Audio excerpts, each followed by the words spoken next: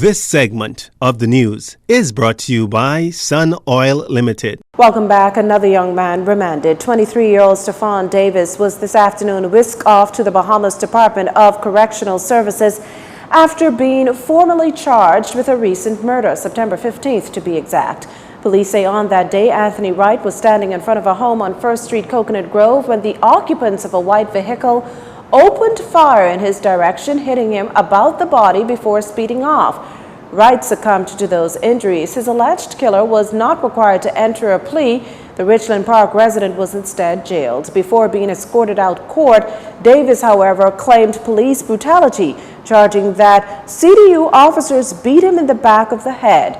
Chief Magistrate Joanne Ferguson Pratt made note of the claims. In doing so, she told the accused she could not grant him bail, but that he has the right to apply to the Supreme Court. Davis is the second to be charged with this crime. Last week, 40-year-old Eduardo Carey was arraigned on the same charge, along with 3 other murders.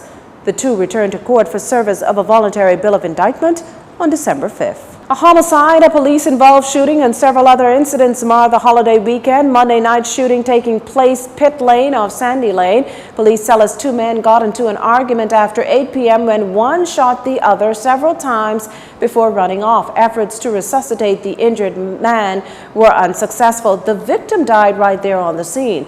Earlier that same day, a high-speed chase ended in gunfire between the police and the alleged culprit. As the story goes, the officer was on routine patrol after 11 Monday morning when he noticed a man riding an unlicensed motorbike. Now, the officer attempted to stop the rider, but he reportedly continued speeding. The officer followed while in the area of Moore Avenue. The rider reportedly pulled a black firearm from his waist. In fear of their lives, an officer fired his service weapon in the man's direction, hitting him in the leg, causing him to fall to the ground. However, officers spotted a man picking up the gun and running from the area. As for the injured man, he's in stable condition in hospital. No one else was injured. Also under investigation, 2 shootings that have left 2 men in hospital. The Prime Minister seemingly unbothered by his parliamentary team decreasing by 1. This, of course, following Centerville MP Reece Chipman's decision last Thursday to sever ties with the Free National Movement and become an independent member in the House of Assembly. Mr. Chipman reasons that there is a huge disconnect between the Parliament and the people, and that partisan politics is not helping. He has his own reasons, and the party responded to that. I am now focused on building the Bahamas. That's our focus, and that's where I will remain. Meantime, the F&M Centerville Constituency Association Chairman Juan Cartwright expressing deep concern over Mr. Chipman's resignation, adding that it violates his constituents' trust. You see, Mr. Cartwright reasons that had it not been for the F&M, Mr. Chipman would not have been elected. He further charged that as chairman, he never had a substantive or impactful conversation with the now independent MP over the needs of Centerville residents or the business of the association. It seems Mr. Chipman, he said, has been more preoccupied with his political career than the advancement of the people of Centerville, adding that it is unfortunate that during a time of national crisis following Hurricane Dorian, that he made an attention-seeking decision to resign from the governing party.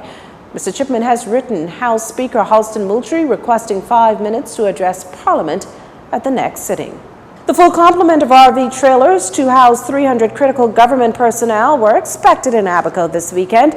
60 trailers were to be placed at the primary school and 40 at the high school in Marsh Harbor. The trailers are assigned to various government agencies, including 15 to the Ministry of Health, 8 to airports, 20 to security forces, 6 for the Ministry of Works. 1 has been reserved as a workspace for senior government officials. Meantime, a land site next to the Spring City subdivision is being prepared to create the Family Relief Center to serve as temporary housing accommodations for families affected by Hurricane Dorian.